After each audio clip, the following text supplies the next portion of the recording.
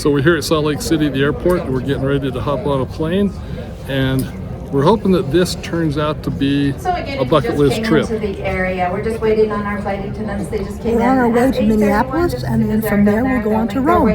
Should be fun. Yeah, it's, this flight shouldn't be too bad, but the next one, traveling east, we'll get there at like 10 o'clock tomorrow morning, so kind of a long flight. It will be a long flight. I hope I can sleep. Yeah, probably not, but that's okay. Okay, let's go. I think we're about ready to board.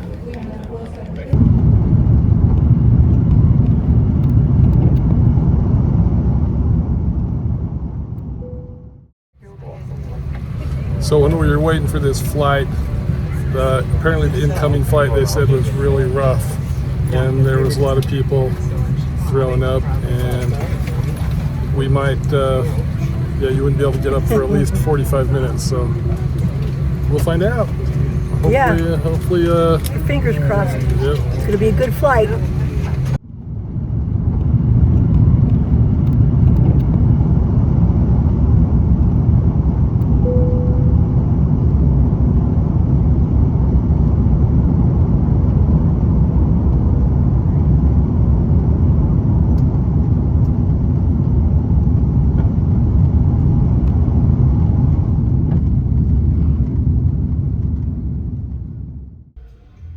So when we arrived in Rome, we just caught a taxi from the airport, and they make it really simple. We had to wait about 5 minutes in line, and then we jumped in a taxi, and they regulate it so it's 55 euros from the airport to downtown. So we didn't have to sit and hassle with the taxi drivers or anything. And driving downtown is pretty crazy because the streets are really narrow. There are a lot of people walking around, and we finally arrived at our destination for the next week, the Hotel Navona. Let's get in our big elevator. I think this thing's barely big enough that you can fit 4 people in it. Only if we don't have our luggage. Yeah. So let's check out our room. Okay. And just so you know, I have got this on wide angle. So this room is, maybe 8 feet by, I don't know, maybe 15 at the most. Go in here, we do have a room safe and a small fridge. And then here's the bathroom, a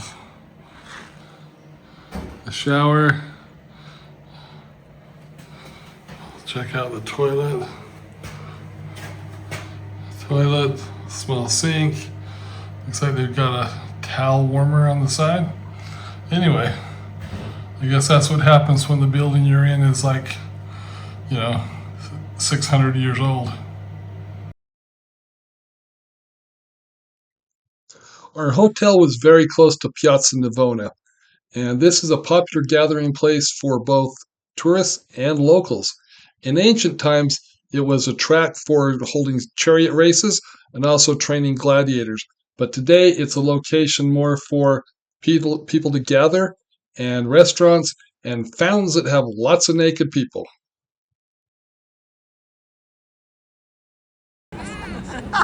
One of the times when we were at Piazza Navona, I was unfortunate enough to become accosted to help a street performer with something. I'm not sure exactly what it was, but it was some kind of a little act, and he was a good sport, but I guess you take your chances when you go out.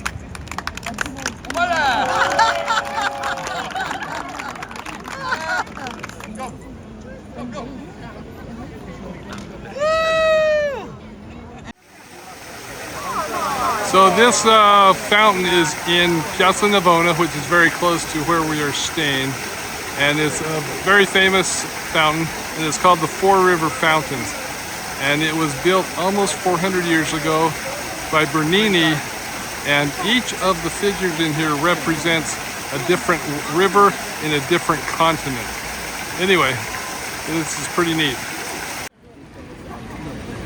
This is a line to get into the Pantheon Sunday morning.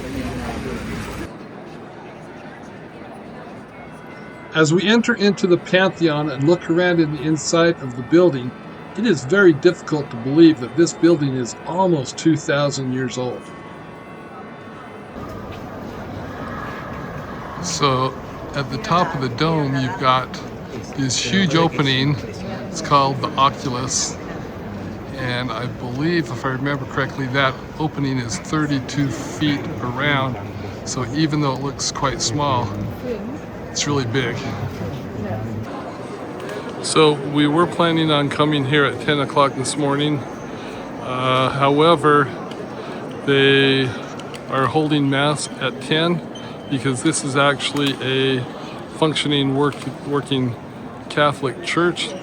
And so within an hour, they're going to be holding Mass here in this church. Okay, here we are at the Trevi Fountain, most famous fountain in the world.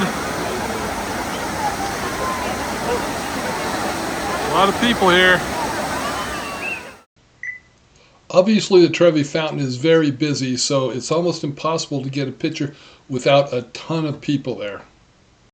Okay, here we go.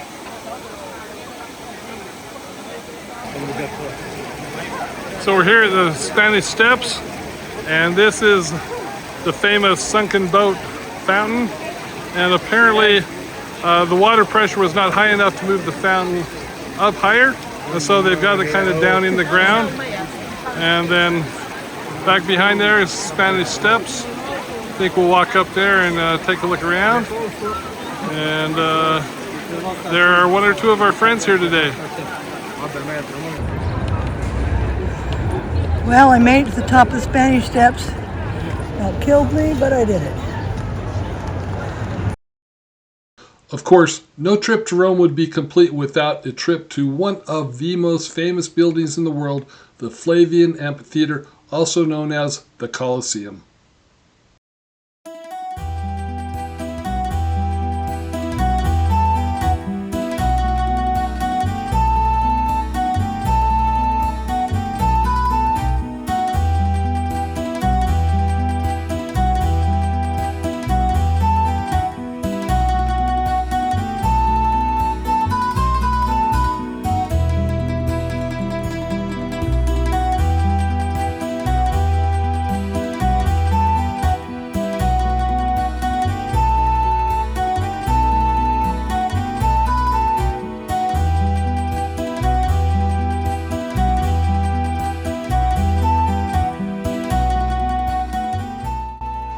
The Colosseum utilized 28 elevators and additional mobile platforms to hoist wild animals, gladiators, and heavy stage scenery from the underground network of tunnels up to the main arena floor.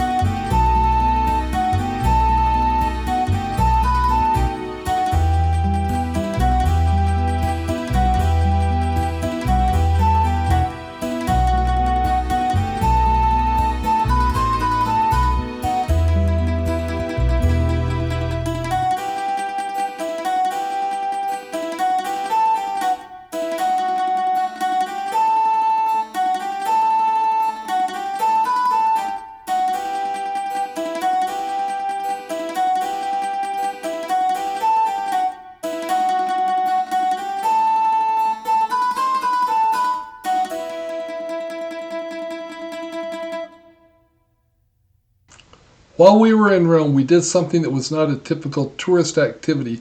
We went to the Rome Temple of the Church of Jesus Christ of Latter-day Saints. The temple, of course, was beautiful. The grounds were very well maintained. But the thing that we really enjoyed was seeing the Christus and the statues of the 12 apostles.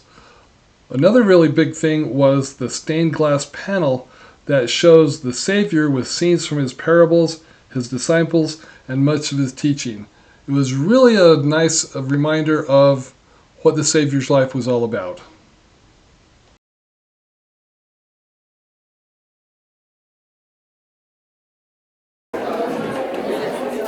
So we're here at the Borghese Gallery, and as usual,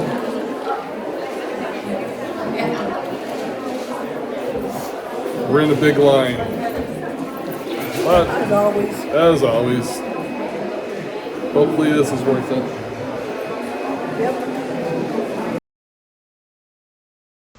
The Galleria Borghese is an art gallery in Rome that houses a substantial part of the Borghese collection of paintings, sculpture, and antiquities. The gallery displays one of the most prestigious art collections in the world, with masterpieces by artists such as Caravaggio, Bernini, Canova, and Raphael. Considered among the greatest masterpieces of Italian art, some of these works show the evolution of art between the Renaissance, the Baroque, and the Neoclassicism. Artistic movements born in the Italian peninsula and subsequently spread throughout Europe. And yes, I took that directly from Wikipedia. If you plan to go to the Borghese, like most other popular attractions, you will need to purchase tickets well in advance, and it's always a good idea to print a copy of your tickets in case your electronic tickets have a problem.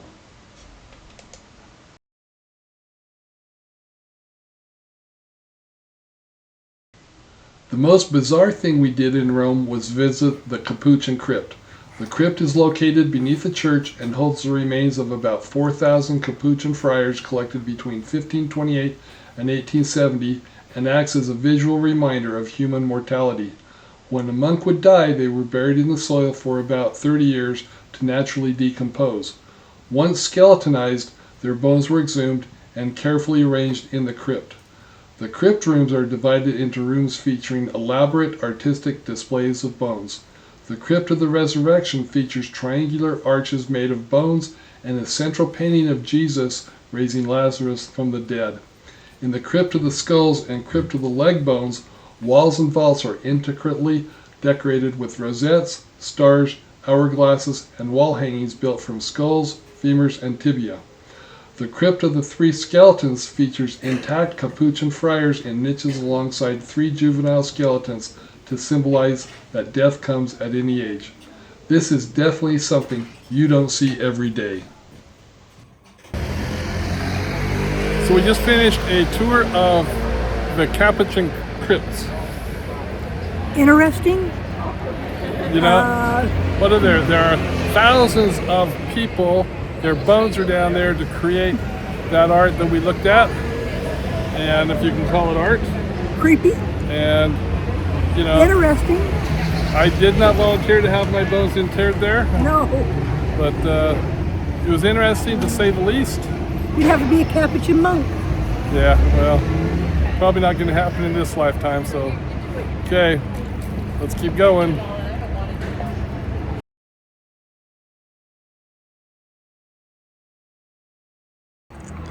So we know that the cars here are very small, but when you look at these, this little Fiat, another little Fiat, small Volkswagens, Toyotas, some who knows what this thing is. But when you look at all these crazy little streets around, I certainly understand why you'd want to have a small car. Names. So throughout this area, in commemoration of all of the Jewish people that lost their lives on that 19th of October 1943 incident, many of the houses have these bronze plaques out in front of the houses that are in memory of the people that were taken by the Nazis and killed in the concentration camps wherever they got sent to. And so many of the houses have these bronze plaques in front of them in that memory. So be aware that not everywhere you go will have a lid on the toilet for a seat.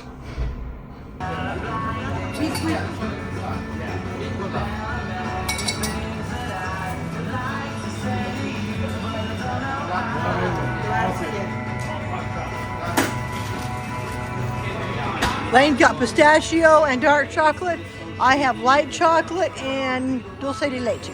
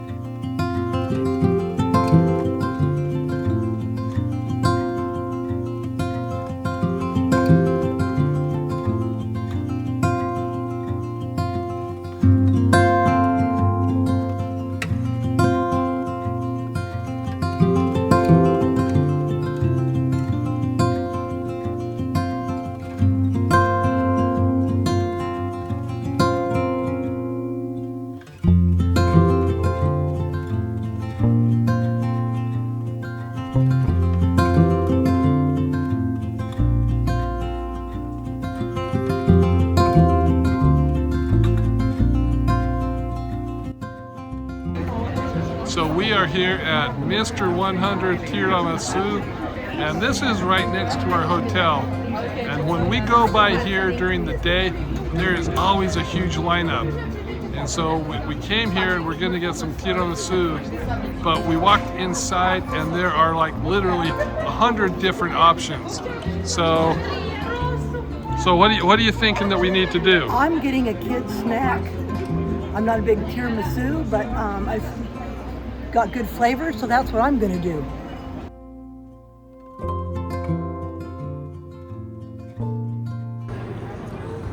Okay, Nancy, what do you have? Fettuccine carbonara.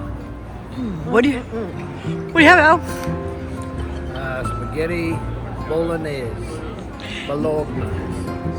We got mushrooms. We had some bruschetta, and I've got lemon chicken. It's so good. Got bread. Have pesto. Gnocchi. Lane. Another bolognese. Oh, the food is excellent. We are here at, it is Miscellanea. It's good.